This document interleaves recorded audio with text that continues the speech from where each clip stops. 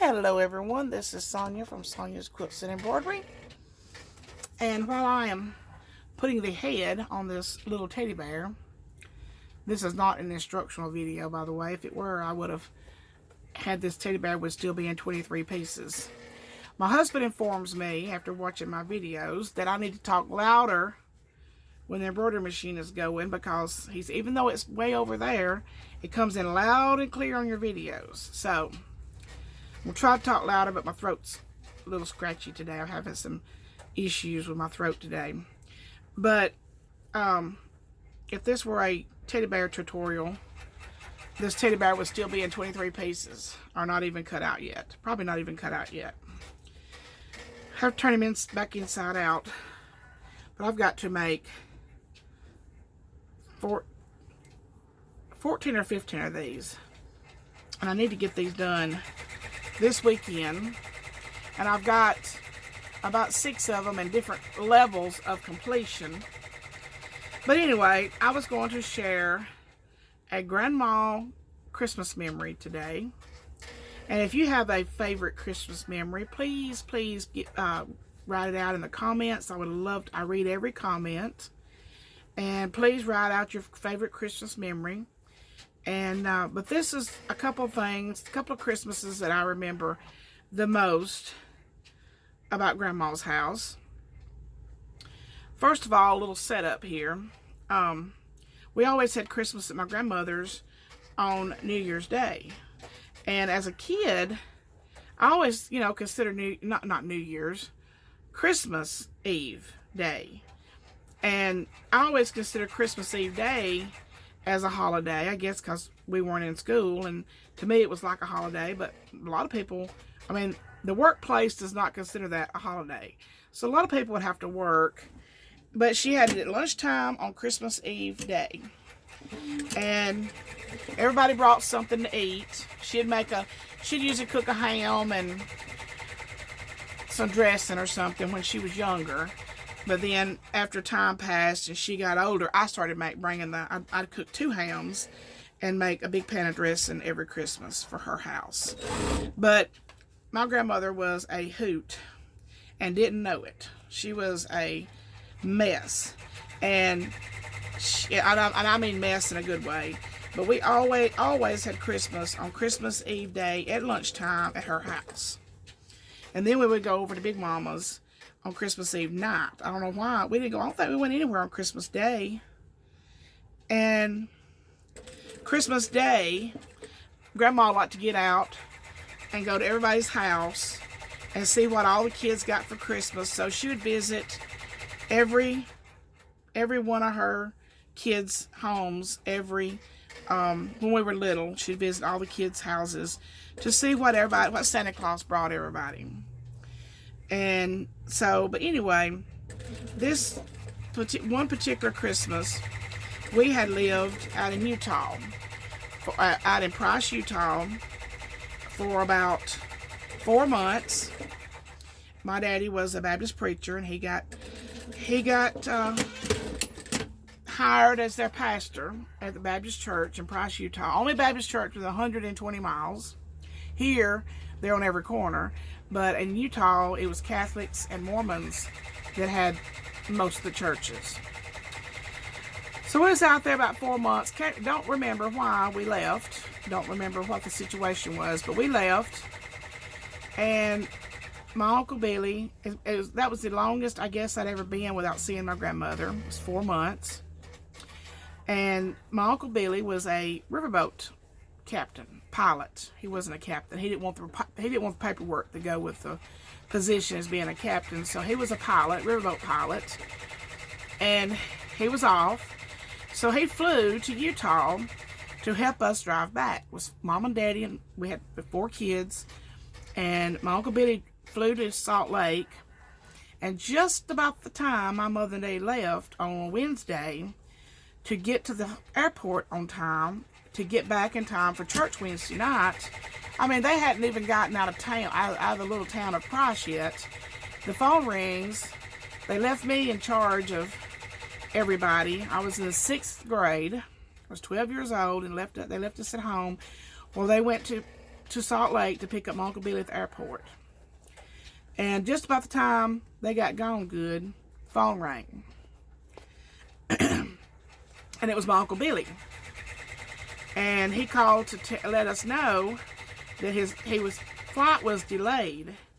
But there was no way to let Mom and Daddy know. I just had to let them go all the way to all the way to Salt Lake City to find that out for themselves and then turn around and come back. Cell phones have made that a lot easier on us, but back then you just had to go on about your trip and find out. Well, they came back. We had church on Wednesday night, and then after church, Daddy went by himself to Salt Lake to pick up my Uncle Billy. There's my little teddy bear with his little face. Now he's just flat as a flitter now, and he's got to be stuffed, but I'll do that last. Do all of them at one time. And so after church, Daddy went picked up Uncle Billy. We got a U-Haul and loaded it up the next morning. And my Uncle Billy was going to drive the U-Haul back. And it was a long drive with 4 children and 2 vehicles. And so we got back home. We were tired. And we had to unload that. It was Christmas time. We had to unload the U-Haul onto Grandma's carport. All of our Christmas presents were packed up in that. Couldn't get to them. And that night, it's the house I live in now. 2 bedrooms. And me and my sister and I were sleeping on the couch. And I woke up during the night, Christmas Eve night, and Grandma thought everybody was asleep, but I wasn't. And I was watching her, and she came out with these big brown paper bags and had each one of our names written on each one. And they were just the big brown bags you used to get your groceries in. And it was just full of all kinds of things, dolls and games and probably puzzles and stuff like that. And I will never forget that Christmas for my entire life. But a couple of Christmases before she passed away, I decided to go out and I bought her a small artificial tree at the dollar store. It was like a 4 or 5 foot tree. It wasn't much, but she used to have a big tree. She'd go out and cut her a big cedar tree back when it was easier to go out on a piece of land and find you a cedar tree and cut it down without somebody shooting you or finding you or bringing charges against you. She would go out and find her a cedar tree and she'd cut it down, and it was a regular sized tree, and she decorated. She always used those silver icicles, and she would put candy canes on it. But anyway, as she got older, she would go out and cut the limb off of a cedar tree and stick it in a coffee can with gravel, and that was her tree. She set up on top of the stereo, and that would be her tree that year. And I decided a couple of Christmases before she passed away, she had already started having some health issues, and I bought her a 4 or 5 foot tall artificial tree at the dollar store, and we pulled out her old ornaments that she hadn't had out in a long time, brought back a lot of memories. And she was standing there looking out the big picture window, reminiscing about past Christmases, and she said, "Sonya, how come, she said, when all y'all grandkids were young, and y'all would come over here, and after we eat and open up presents, y'all go out there in the yard and play football together." Mind you, I was 40 on this particular day. I was 40 years old. I had been 40 since June. And I said, "Grandma, we're middle-aged now."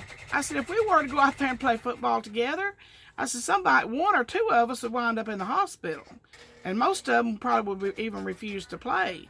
She said, "Well, I didn't think about that. I guess you're right about that." I said, "We have responsibilities. We have jobs and children to take care of. We can't be out there playing football together."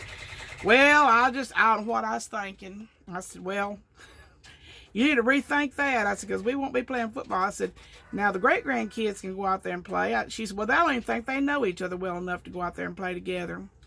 I said, well, that's true too. They don't know each other very well. But I went out and I wanted to do the 12 days of Christmas for her. And I went out and I bought 12 gifts, wrapped all 12 gifts up, brought them here on the 13th of December, and had them numbered, which day, which one she could open up first and which one to open up the next day.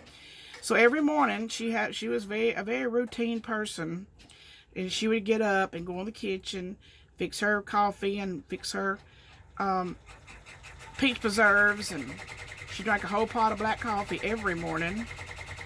And she would go in there and get her some clothes on. The first thing she would do then was go get her present for the day and open it up. And it might be a pound of her favorite coffee.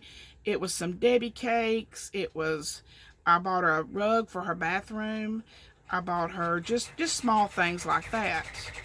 And then the last gift was 2 rolls of quarters. My grandmother absolutely loved the slot machines. So I gave her 2 rolls of quarters on I think it wound up being, it fell where the last gift was opened up on Christmas Eve, the day of, that everybody came for Christmas. And my thought was it should open up that last one when everybody got there, and we would, but when it come time to open up gifts, and we quit giving to each other, and she quit buying for the grandkids and the great-grandkids because it became too much, and all the gifts that were bought for her. And she was sitting there opening up her presents, and she always said the same thing every year: y'all shouldn't have bought me nothing. I'm just proud we was all well enough to get together, and I'm just proud we're all here and eating, and everybody's doing well. That's the only thing I needed. But she did enjoy opening up the presents. And we got down to it. I said, Grandma, where's the last present that I had for you? She said, I opened that up this morning after I got through drinking my coffee. I was like, well, it looked like I hadn't even got her anything, and I had got her something every day for 12 days. So, but she was and I miss having Christmas with her every year, and I can sit back on the couch and close my eyes, and I'm right back there with everybody here, and the hustle and the bustle, and there were people eating on the front porch, there were people eating in the floor, there were people at the table, and there were people sitting in the living room and sitting in the bedroom floors. There were people everywhere. But we were able to have 40 people in her house to have Christmas dinner on Christmas Eve every year, and it got more crowded every year, but we all managed to do it. We never rented somewhere to go. We always had Christmas here at Grandma's house. So I hope you will share your Christmas memories in the comments below. I appreciate it. And next time I will share my favorite Christmas memories at Big Mama's house. And she taught me a lot, but she didn't teach me as much as my grandma did. I loved my Big Mama, spent a lot of time with her, used to gather up my kids and take them a change in their clothes, and we'd go over and stay to about half a day, and then when the kids started getting cranky and tired, I'd load them up and bring them home, put them down for a nap. And but I spent a whole lot more time with my grandma, and she is the one that taught me about everything that I do know.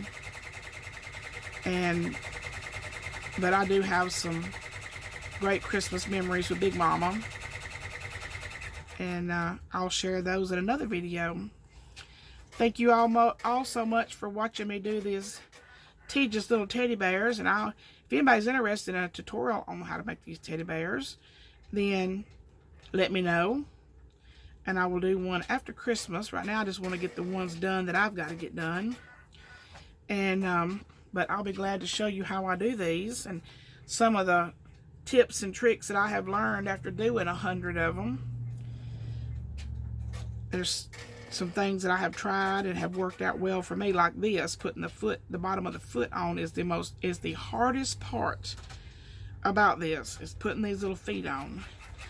And I've come up just basting it around instead of pinning it.